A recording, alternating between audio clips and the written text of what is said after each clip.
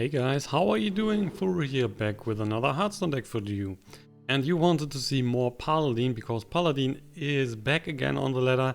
It's again really good. We are playing a mid-range 2-control Paladin version, similar to the one that I posted a few days ago, but I've changed a few cards and now I have crafted the SUNKEEPER TARIM, which is a new legendary from the Ungoro set. Pretty strong one. And I'm also, I have dropped one TWILIGHT Drake for the Primordial Drake. And I also dropped in one SPIKERIDGED STEED, which is a new rare from the Ungoro expansion. So interesting new cards in it. We are going against the Druid here. And most of the Druids right now on the ladder are aggressive ones, so we're definitely not interested in keeping the high cost cards. HYDROLOGIST and STONEHILL Defender on the other hand is pretty good. And that should work out in general. So the Paladin deck that we are playing is similar to other versions that you're currently seeing on the ladder. There are a few cards that you can change here and there. For example, Nesting Rock is in some decks. Other people are playing double SPIKERIDGED STEED, so a lot of interesting stuff going on with Paladin.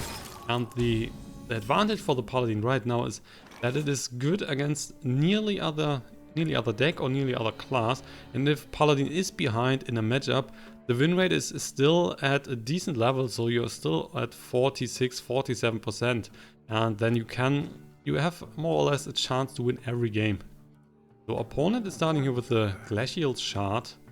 Interesting card. He's freezing our face. We are just dropping the Firefly, which is giving us another card into the hand, and we can easily trade, so that's not a problem then. So are you playing aggressive? Glacial Shard. That's normally not in the token Druid deck, but we will see. Could still play that. Yeah, Firefly. It's a second elemental. I don't think that he's playing elemental Druid. Is that even possible? I mean, there is not a single Druid class elemental, right? Isn't that correct? Guess not. So not 3 units on the board. We are still just dropping the HYDROLOGIST, and the Consecration in the matchup is really valuable. Also while PYROMANCER, I mean, if he's playing with the token stuff, then it's definitely an easy board clear. We are trading here, we are dropping the HYDROLOGIST. We're discovering a Sick, which will be the Noble Sacrifice. Then let's kill the Glacial Shard and end the turn. The STONEHILL Defender is super strong in Paladin. You will discover a taunt minion, and because all the Paladin legendaries are taunts, like the TRION FORDRING, the SUNKEEPER, TARIM, WICKERFLAME, BURNBRISTLE, and you are discovering class cards with a higher chance. So the STONEHILL Defender will give you pretty strong taunt units on average. And that's why STONEHILL Defender right now is played 2 times in the Paladin. Board is full, but you know what, we don't care too much for that. So while Pyromancer, we can go into that. We can just use a coin here for the Consecration. That would kill everything besides 1 crawler, and opponent is already down to 1 card in hand. So we could do that. We could also wait a bit longer. We had 26 cards. So I would say for now, let's just drop the STONEHILL Defender. We'll then kill one of his flies here. Yeah, there you go. FORDRING, SUNKEEPER, TARIM. Not totally convinced that we want the SUNKEEPER right now, because we are of course also buffing his units. FORDRING is good on the other hand, and the FANCREEPER is also very good. Still, SUNKEEPER TARIM is a bit better on average. Let's still pick this. Killing his little guy. Then he is taking down the STONEHILL Defender, probably with the double crawlers. And then we can just use our Consecration here, claiming the whole board. Oh no, he's using the hero power to kill our HYDROLOGIST, and he's still keeping 1 Squire on the board. But that's then everything. KODO, yeah. Game is more or less decided at this point already. He could have the card that is using the mana, living mana it is called. The mana, and then drop that on the board, so he's creating more units, but we can just drop a Wild Pyromancer and play some spells here alongside. Going for a Shapeshift, that means 2 in the face. We are just dropping the Stampeding KODO. Silver Champion, yeah, KODO is coming, killing the 1-1. I mean, that's his last resort now, the living mana. But if he's dropping that, no, he's not dropping that. He's just conceding. So first game, first victory, kinda fast. Game 2, and this one is Paladin versus Rogue. We have a Twilight Drake here, which we're keeping because Twilight Drake, if you get that later in the game, it is not as strong as for the start. You're getting +1 health for each card in your hand, and that's the highest normally when you play that on turn 4. Keeping the Firefly, of course, which is giving us another card into the hand. That's good. Ivory Knight's a bit too expensive. If the Rogue is playing the quest, then we definitely need Equality Wild Pyromancer, because that's our hope and against the deck.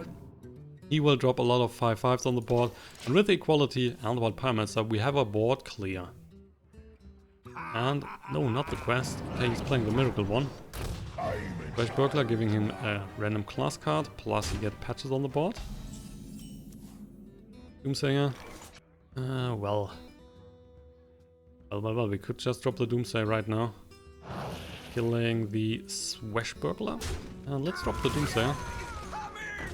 So he's then pushing 2 in the face. He's probably just going for the dagger and hit us in the face with patches and the dagger. Yep, that's exactly what he's doing. Well, it means we're getting 2 in the face. We're down to 27, but he's not playing anything else.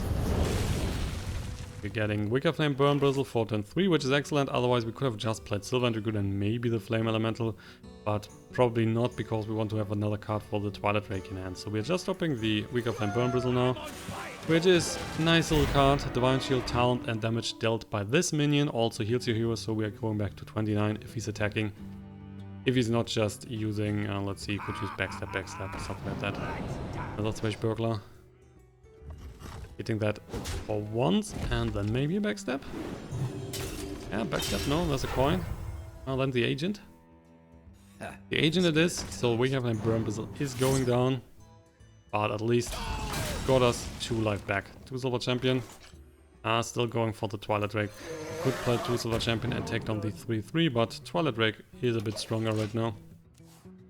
And then we can still play the 2 Silver Champion, of course. Opponent currently at 7 cards in hand. Hallucination, one hell of a card. You can discover a card from the opponent's class, and discovering is way stronger than just getting a random card, and that's why the Hallucination for 1 is super great. And that's why the Miracle Rogue is really strong right now. Primal Fun Champion. So the Cold Blood, yeah, there you go.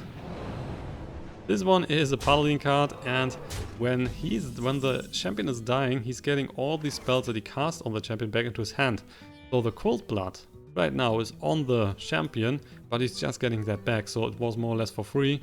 There was no problem for him to play that. And we are definitely looking to kill the champion here. And he's getting the Cold Blood, but we don't like that the champion is staying on the board. Otherwise you can just play another Cold Blood and then get that even back. So, the 3/3 is also going down. Then he has a Swashbuckler on board, which is not good enough alone for the Twilight Drake, but he has a Cold Blood in his hand. So maybe he's dropping that and going into the face again. We will then just drop the Ivory Knight, I would say. Razor Petal Lasher. Looks like he's trading with Swashbuckler and the weapon. Yeah, that's happening. So we are still dropping the Ivory Knight, which is giving us a lot of life back. 2 Silver Champions, so we are killing the Petal first. Because we're getting the 2 points of damage from the Petal, so we are 22. If we're using the Ivory Knight first, then we are healing.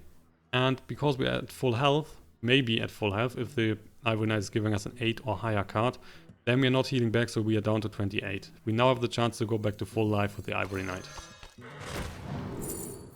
Well, not exactly, but Consecration is really good. Otherwise, Humility is a decent card. Because with that you can, for example, get an Advin down to 1 attack. But Consecration in general is the stronger one here. Plus we're healing back for more, so we're at 26. And next turn I really like to play the Hydrologist. Another Razor Petal, getting the second Razor Petal into his hand, and 1 in the face.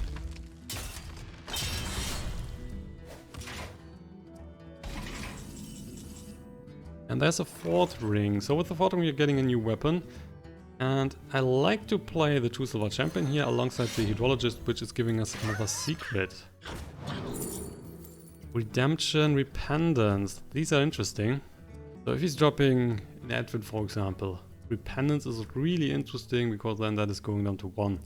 Noble Sacrifice on the other hand is good. We are not picking with the redemption.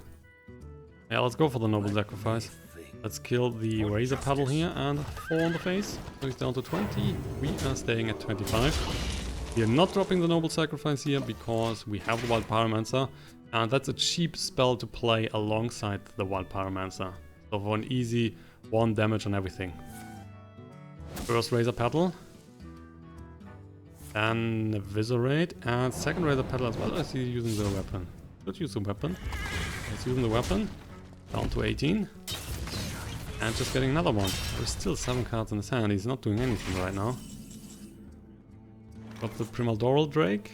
And let's just go for the face here and drop the FORDRING. I have the feeling that he has the combo epic in his hand that is destroying an enemy unit. But even then we are getting the Ashbringer, so it's not too bad. As long as he's not also killing the weapon. But that is not very likely. So he's going for the hallucination. And if he's killing the FORDRING here, we're still getting the weapon, which is 15 damage in the face, and he's currently at 14. Plus we have the consecration. Yeah, there is a Slayer. He's destroying that minion. Oh, lost in the jungle. Lost in the jungle, man. We got double consecration. But we also have the Primordial Drake, and I like that a bit more. So we are just going for the face here. Let's drop the Primordial Drake. Get rid of those units. Plus the Slayer here is also getting 2 points of damage. He's at 9. So what we need to do is just attack next turn with the Ashbringer again and play double consecration and winning the game. Noble sacrifice. Could also play that, then the Slayers maybe running into that. Let's see. Otherwise he's using the knife and running into that maybe. Let's go for that. I guess the game is over. I mean, even if he's using a zap here and giving us the Drake back in the hand, then he's either taking the 2 damage from the sacrifice or he's losing the Slayer, and we just need the consecration. Razor Petal 1 on the face. Maybe another Slayer. Ooh, another Slayer. Second one. Drake is going down. So, at 3. That's not winnable for you. Without any sort of healing. Slayer is going down to the noble sacrifice.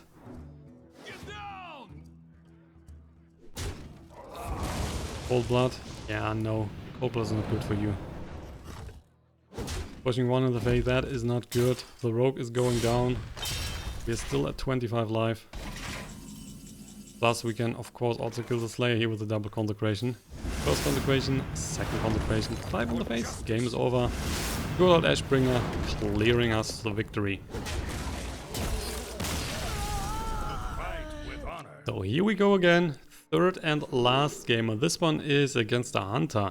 And Hunter in general is one of the tougher matchups because Hunter is really good right now.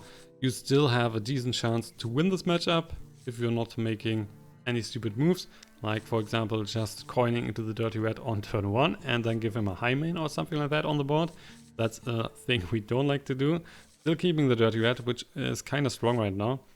But we will have to wait and see if we really want to play that early on. So the rest is good. That's a decent curve. You can just start with the Firefly, which is good against his opponent's first drops here, the Alley Cat and stuff like that, or the Jeweled Macaw, and he's not even doing anything on turn 1. That is excellent, so Firefly it is. ALDOR Peacekeeper is definitely coming for the high main. Kindly Grandmother. Kindly Grandmother. Okay, how about hitting this guy and dropping the BURNBRISTLE? How about that? That sounds like a plan, because we can kill the 1-1. The 3-2 is not able to take down the BURNBRISTLE alone. And if he's dropping a Razor Maw, even then, if that's getting poison and stuff like that, we still have the Divine Shield, so it doesn't really matter. Yeah, let's go for coin. BURNBRISTLE, kill the 1-1.